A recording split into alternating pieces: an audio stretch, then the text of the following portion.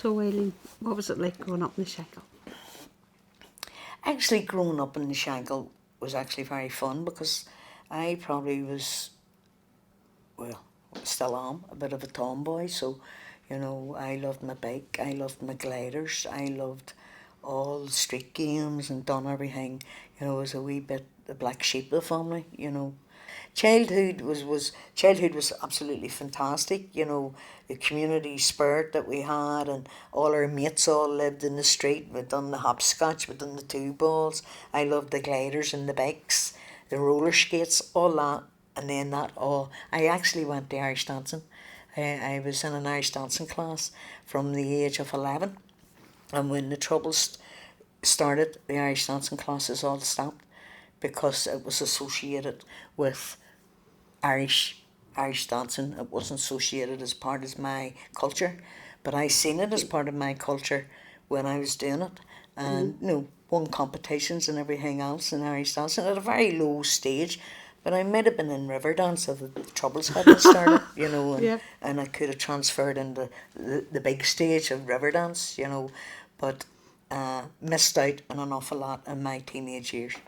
So, if you even go back to 69, I can remember being a refugee and having to leave the Lower Falls to go to St Thomas's School, where we got army blankets and pillows and had to lay on the floor for a couple of nights with the tear gas. I do remember tear gas.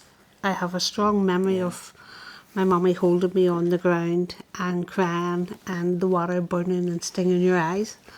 So, and again, my mummy stayed. It was me and my sister and my younger brother, older brother but youngest with the other two, who all went to St Thomas's School, and we stayed there for a couple of days and then went back down home.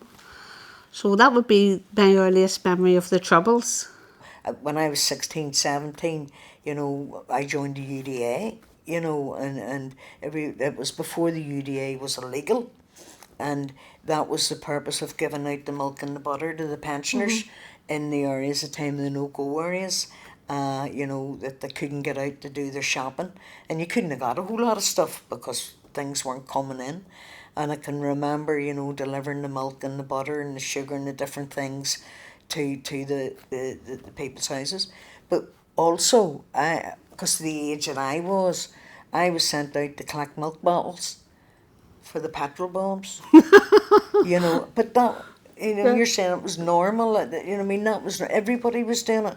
And like, I've spoke to people from the Falls of my age, they were doing exactly the same thing. Yeah. So, it was only when you look back and we are where we are today, and the relationships that we've built up today, that we were talking about those experiences, realise that women were doing the same on both sides of the community, and it was just trying to keep things going. And I think that's, where women's centres actually came into their own at that stage. But they weren't ever things that were planned. They weren't planned and premeditated. Everything was reactionary. Even when we look back, you sort of go, well, you never thought to sit and concoct all this and do it. It was always done as a reaction to something else or to an action. Yeah. And so you just went with the flow. Like even today, the summertime's sort of known for riots. And the riots aren't about really strong stuff. A lot of the riots is to do with the kids just get bored in the streets, and it's great to have a wee riot across from the other. And that didn't change even with us. It was, well, we started a wee riot here because you were bored and there was nothing to do. And so you grew up saying there's one side, the other side, let's get a riot going. Everything throughout the conflict was always done as a reaction to something that occurred. What the other side done, vice versa. Or even with us, what was going on with the British Army. Yeah. They could have hit a house, started wrecking the house, so the whole street got out. So it was always a reaction to an action. I can vividly remember the bin lids. I loved the bin lids.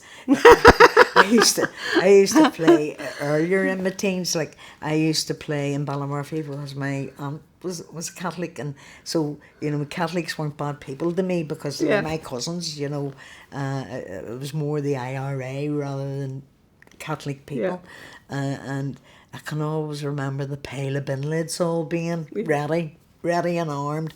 If soldiers come into the area, the bin lids come out, I and you think can how- hear it right across Belfast. And you no didn't matter care where what the- age you... no. And we're in our street, like 4 and 5-year-olds were on the street. It was something to do. You started your bin lid, so you grabbed it and you went out.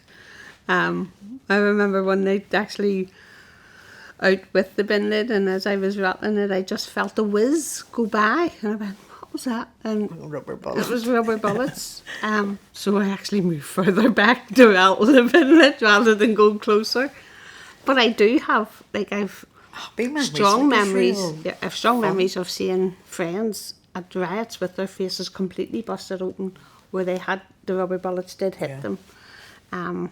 My brother was shot, and I was with him, and I was P6. He was helping me. He was helping me over to the shops, and he run and he was shot. And I really remember that, and being just lifted and hoisted and carried home, and that was a dreadful time. Whatever I'd done in my past and my teenage years, it has made me who I am today, and been able to build relationships up with the women we work with, but also together. It shows that people can't be friends, and I mean friends. People can't trust each other. Well, I think we've got to a stage where in today we never ever look back on it as I say, it was always the norm. It was a normal, natural process of how you lived. The Good Friday Agreement, everybody's peace, it was hope. But, people were shaking hands and storming. We had passed the stage of shaking hands at that time. We were friends. We were hugging each other, sometimes. But we had those debates. We agreed to disagree, but we never fell out and we got on with the business. Yeah. And that's what it's about. It's about educating. It's not about saying you're right and I'm wrong.